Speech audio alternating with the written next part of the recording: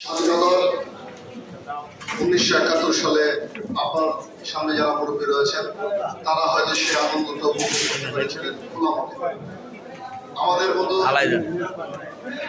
তখন অনেক আমরা ছোট ছিলাম, কিন্তু এই স্বাধীনতা যে হরণ হয়েছিল 2007 সালে, সেই স্বাধীনতা ফিরিয়ে দিয়েছিল যেসব বীর সেনানীরা, আমাদের ছাত্র এবং জনতা, শত শত শহীদের রক্তের বিনিময়ে কিন্তু আজকের এই স্বাধীনতা। আমার ছাত্র ভাইদের, আমরা দীর্ঘ 17 বছর, আমি একটি রাজনৈতিক মতাদর্শের লোক, আমরা অনেক চেষ্টা করেছি বাংলাদেশে বৈষম্য দূর করতে, কিন্তু এই ভাইরা সরকারের কাছ থেকে আমরা সেই ক্ষমতাটা আমরা কেড়ে নিতে পারিনি, কারণ তারা আমাদের গত 17 বছর যে স্টিমরোল চালিয়েছিল আমরা সেটা ব্যান করতে পারি। কিন্তু আমাদের সন্তানরা, আমাদের ছাত্ররা সেই আয়নাদেরকে কিন্তু বাংলার কষ্ট থেকে টেনে এসছে, বাংলার কষ্ট থেকে বিতাড়িত করেছে।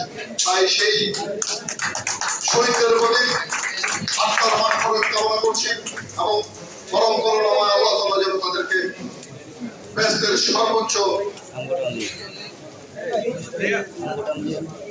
সর্বোচ্চ স্থানে প্রতিষ্ঠিত করেন, সেই দোয়া করছি। এবং আমার মুরব্বীরা যেখানে যারা রয়েছেন, আমার ভাইয়েরা যারা রয়েছেন, বন্ধুরা রয়েছেন, তাদের কাছে অনুরোধ করবো, আমরা মজলুম ছিলাম, আমরা নির্যাতিত ছিলাম, এই সমাজে যে বিপত্তি ছিল, যে ঘৃণার চাষ শেখ হাসিনা করে গেছে, আমরা সেই ঘৃণাকে উপড়ে ফেলতে চাই, আমরা সেই বিপত্তিকে উপড়ে ফেলতে চাই।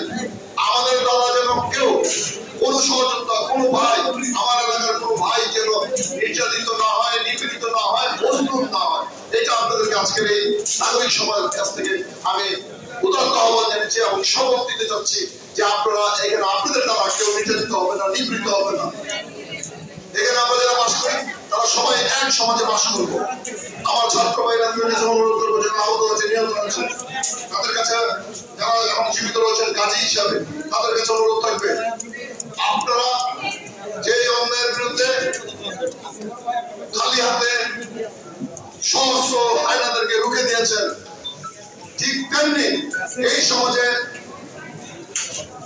সমাজে যে কোনো অন্যায় অবিচারের বিরুদ্ধে আপনারা রুখে দাঁড়াবেন। আমি কথা দিচ্ছি, আমি আপনাদের পাশে থাকবো, যখন ডাকবেন তখনই আমি আপনাদের পাশে থাকবো। ধন্যবাদ। খোদা হাফেজ। বাংলাদেশ জিন্দাবাদ। প্রথম বাংলাদেশ আমার, শেষ বাংলাদেশ, জীবন বাংলাদেশ আমার, মরণ বাংলাদেশ। আসসালামু আলাইকুম।